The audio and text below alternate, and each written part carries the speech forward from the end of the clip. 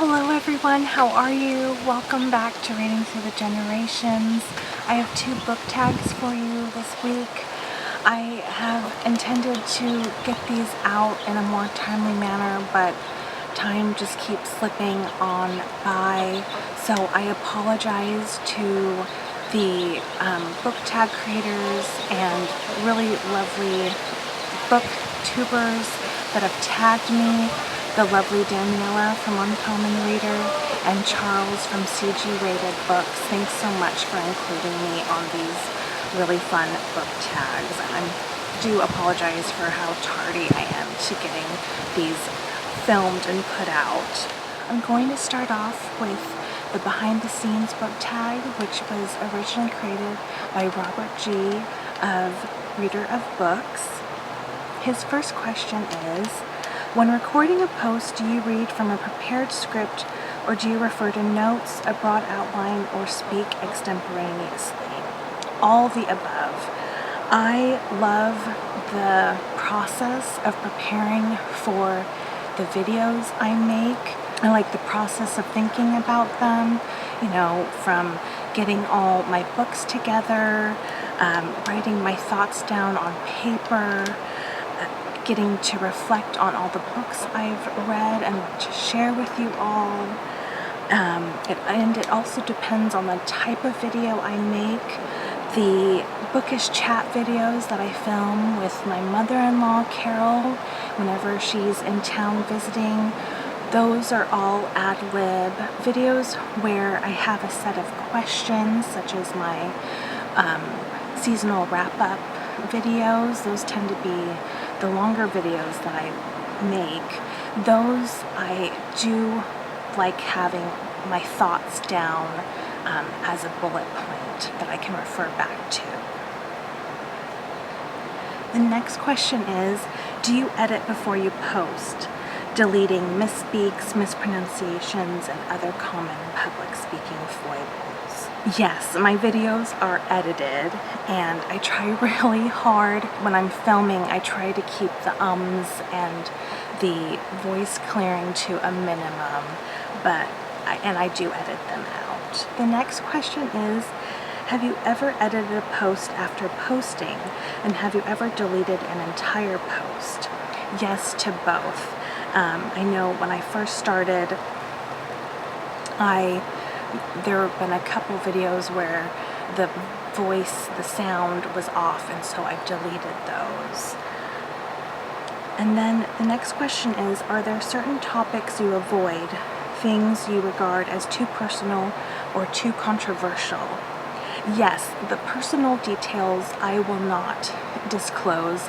I don't even disclose them to friends and family. I'm just not very good at that. And as for controversy, I do try to steer clear from heavy subject matter.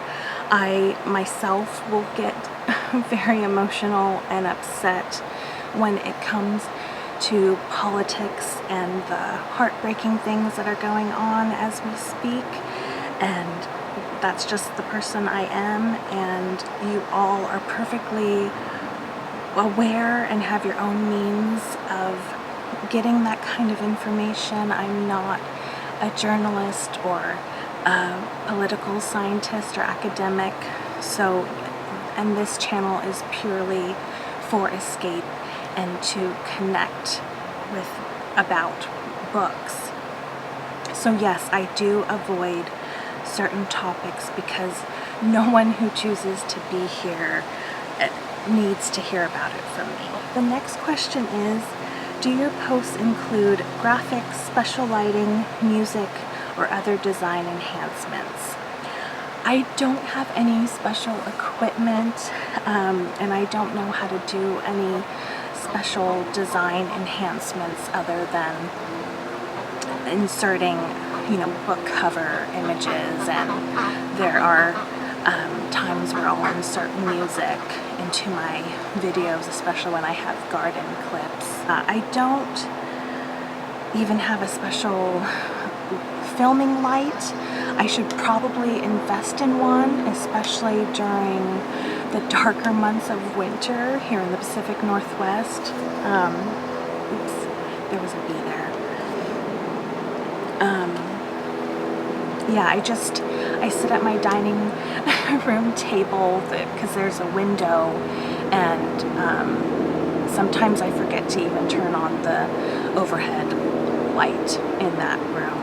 But yeah, I will think about getting one of those special film ring lights, I think is what they're called. And yeah, and then about the other special graphics and fast cuts, that's just something I probably will have to add to my to-do list to learn how to do. And then the next question is, do you have a target number of posts each week?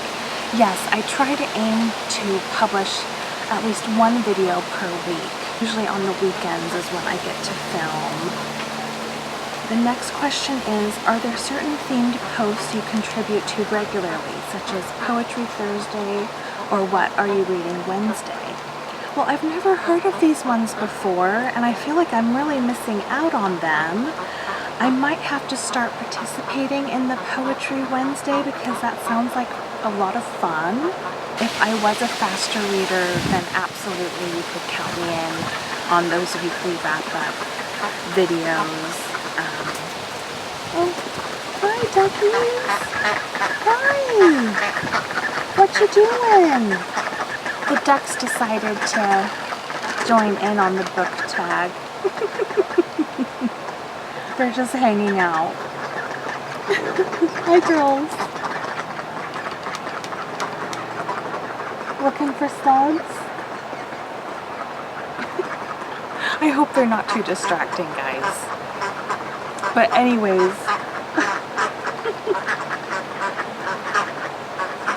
I lost my train of thought. I think I was doing the certain themed post. So yeah, the weekly wrap-ups, I'm just too slow of a reader to film those types of videos. That's why I do my seasonal wrap-up series where I answer a bunch of random questions about my 3 months of reading. So I stick to those, and as far as themes, I usually do a themed mid-month book bash vlog, and that's a little mini readathon that Doris from Alda Books created as a way to get a jump start on our monthly reading, and it's held the second weekend of every month. And yeah, I haven't filmed one of those in it feels like a really long time, so I'll have to get planning to what the theme for this July will be. And then the next question is, how important to you is the number of your subscribers? Is there a target number you're hoping to reach? If you don't hit your target, would you consider dropping out of BookTube? Are your posts designed to attract new subscribers? And are you distressed if you lose subscribers? Honestly, it would have to take something really horrible and dramatic to happen to me to drop off of BookTube. It's something I personally look forward to, and I get so much joy interacting with every single one of you and getting to know you through your lovely comments and the wonderful videos that you guys make. And when I decided to make a channel, I had a series of hospitalizations, and it was while I was putting together a little bucket list of items that I decided to go ahead and find the courage to go about it as a way to combat some loneliness I was feeling. And because I really just have like 3 people in my family that are as voracious of readers as I am. And I consider you all my bookish friends because I don't really have any others in my life, to be honest with you. So, no, I do not have an attachment to a number when it comes to subscribers or any kind of monetary gain. or goal here. This is purely for connection and bonding over reading. The next question is, do you always respond when tagged? Well, I feel like I just started getting tagged, and I just learned how to find out about being tagged.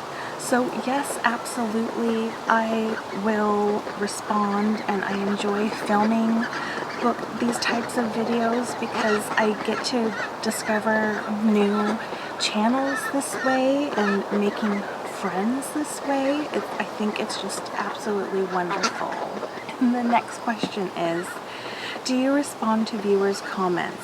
Are your responses lengthy or only a thumbs up or down? Well, I think I like the hearts. I'm a big fan of the hearts. And of course I respond to every single comment. I love interacting and getting to know you all, and your lovely comments are just the encouragement I need to continue making videos. And then the final question is, have you ever blocked anyone from viewing or commenting on your posts? Well, thankfully I've never had to do this, and I hope no one has ever had to do this. I think that's awful. But I know that, yeah, you can't help some people who just don't know any better. So that was the behind the scenes tag, and I'll try to insert a clip of what I don't even think you can call it a film setup, because it really isn't. It's literally just my dining table. On to the next tag, which is the Snob-o-Meter tag, and this was originally created by Isaiah from That Reading Guy, and his first question is, what is your definition of book snobbery? Well, to me, snobbery is based on the idea that your taste, it's a superiority complex, right? The idea that your reading taste is somehow superior to your peers, and judging others for what they choose to read and what books they enjoy to pass the time with. The next question is there a genre or type of book you would never consider reading, such as, would you ever read a romance? Or if you regularly read romance, would you ever try a science fiction novel? Well, one of my favorite things to do is actually to read outside of my comfort zone. This is one of the best ways and favorite ways of discovering new favorite authors and new favorite reads. Horror and sci-fi are two genres that I am less enthusiastic about reading, but that doesn't mean that I won't try it and read from it, especially if the characters or the story is complex and intriguing to me. Some examples have been Hi Girls, Piranesi, The Sirens of Titan, and Rain Shout. Those are a few examples of when I was glad to step outside of my comfort zone when it comes to horror and sci-fi. A more specific type of genre that I don't read as often and I choose not to read from is dystopia. And that's just because, I couldn't even finish a middle grade dystopian because it just was too distressing. Like, nothing good ever happened. It was just disaster upon disaster. And my spirit can't handle that. And the next question is, does erotica count as literature? Well, who am I to say what does and does not count as a work of art and as a work of literature? I think if you published a book today that was considered unappealing or trash, I think,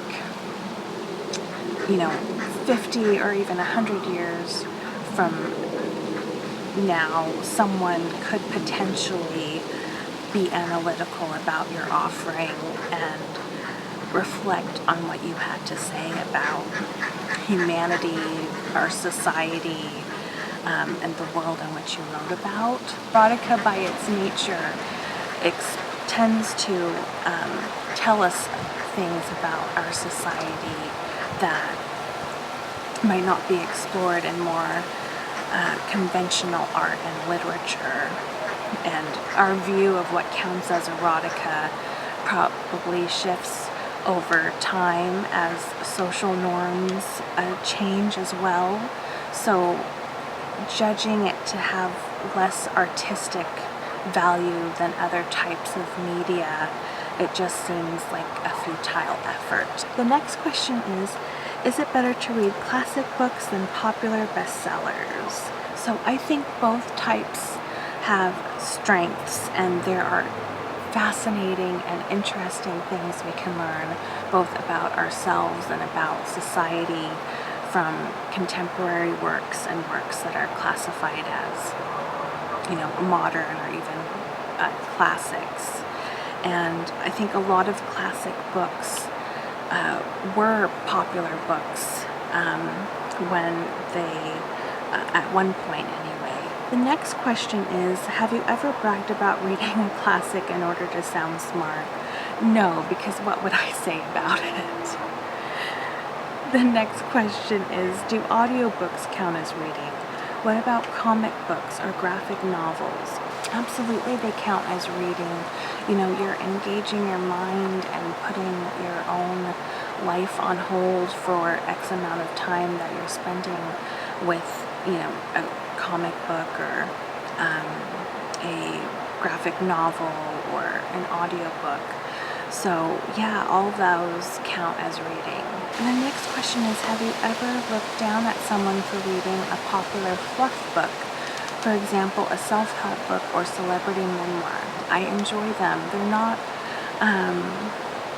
my favorite things, they're not my go-to reads, and I am guilty of poking fun at my baby sister because she always, every time, we take turns for our family book club to be able to select a book for that month, and every turn she gets, it will always be a self-help book, and it's not from, it's not done in a mean or harmful way. It's just our relationship, and I'm the only person who can poke fun of her like that. But I still read the books she selects, and I've enjoyed most of them, not the majority, but I do think, on a more serious note, that they have worthy things to say, and they provide a lot of encouragement and insight and support to many readers. The next question is, have you ever been the recipient of someone else's snobbery? Yes. I think us shy, more quiet folk tend to be on the receiving end of that. So I used to take it more personally when I was younger, but care a lot less now, and I know how shitty it makes people feel, so I just move on. The next question is, would you ever be friends with a snob? Well, who has energy for that? So heck no, H2O. The next question is, are people who don't read less sophisticated than people who do? Well, reading is a total privilege. It's not everyone has time, quiet time, I should say, for themselves. I don't have children. I'm not a caretaker. I don't have multiple jobs, so I am a completely spoilt individual, and I understand how blessed and privileged I am to be able to take time out of at the end of the day to escape into a book, and I am extremely grateful for that. But I also understand that that isn't the case for many people. You know, for example, single parents who work more than one job to make ends meet for their family. Growing up, I was one of four. I was the oldest child in a single parent household, and I never saw my mom pick up a book unless it was for her citizenship test, or work-related reading that she had to do. And she's no less sophisticated, so that's my answer to that. And then the last question is, measure yourself. Based on your answers to the previous 10 questions, would you qualify as a book snob? I'm going to leave that up to you guys. Consider yourself tagged if you would like to answer these wonderful questions, and I will see you all next week. Have a good one. Take good care. Bye-bye.